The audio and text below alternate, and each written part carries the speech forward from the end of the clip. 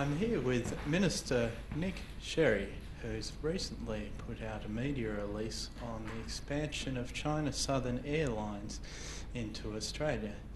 Minister Sherry, what will the revenue be brought in from the expansion of China Southern Airlines to Australia for the tourism sector?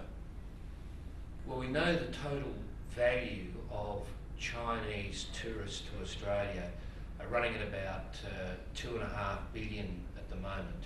Will double over the next 10 years. And I would expect from the announcement by China Southern that they'll be carrying a significant number of that increase in passenger numbers.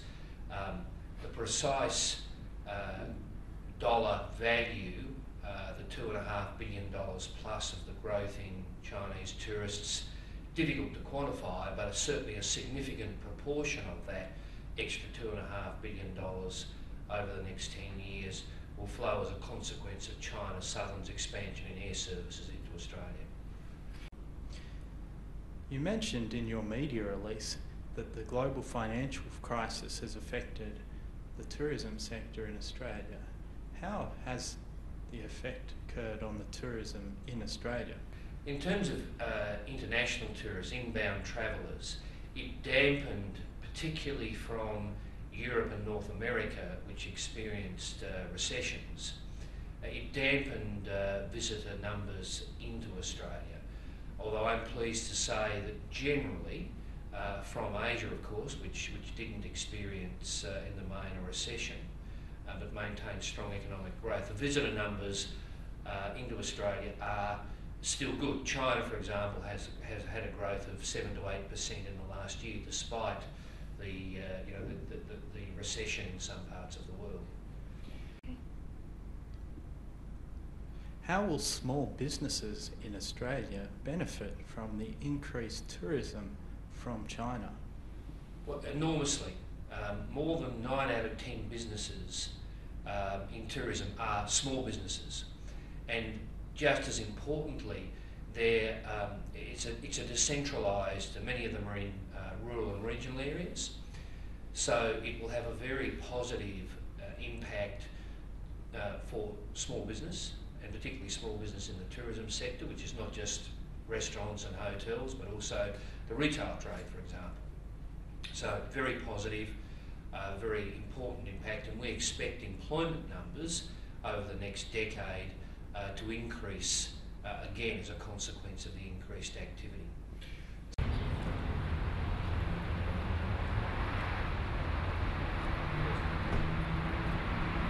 So do you know where the majority of expenditure from the new tourism that will be attractive will go in the small business sector? Oh, broadly it will go to accommodation, meals, restaurants and retail. That's the broad expenditure mix within Australia.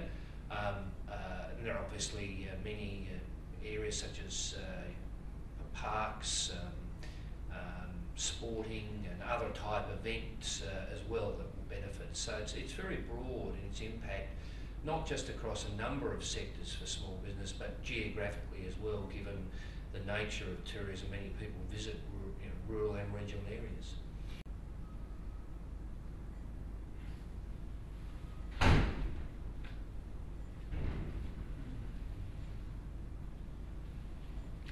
Would you say that the increase will have some effect to offset the loss from the global financial crisis? There's no doubt. Interestingly, the number of Australians going overseas as tourists has increased significantly in the last 6 or 7 years. The Australian economy is strong. One of the consequences is a strong dollar, so it's actually easier for Australians to go overseas. Now, by encouraging additional international visitors to Australia, particularly from countries such as China, that helps offset, if you like, in terms of a balance of trade. And that's why the announcement by China Southern is so welcome. It will become, or it is, and it will become much more so, a major transporter of Chinese tourists into Australia. And I met with Mr. Tan and his senior executives last week. I was very, very impressed with their enthusiasm, their expertise and their vision for developing the long-term China-Australia tourism business opportunities. Very, very impressed indeed. How much is the tourism sector in Australia worth every year? In total, it's well over $20 billion. I mean, it depends how you define it, but if you include accommodation, restaurants, retail, it's a very, very major sector of the Australian economy, and one of those areas of the economy where employment is also increasing and expected to continue to increase in the next decade. So these expansions in tourism will be good for Australians and the employment sector. Very good, very important. I mean, again, China Southern, the investment it's making, Australia welcomes foreign investment. It's helping to further develop our tourist industry, both directly by the services, facilities China Southern are offering, the transport facilitation, and also the additional income from into the Australian economy. So it's a very, very important investment in Australia, and we welcome it.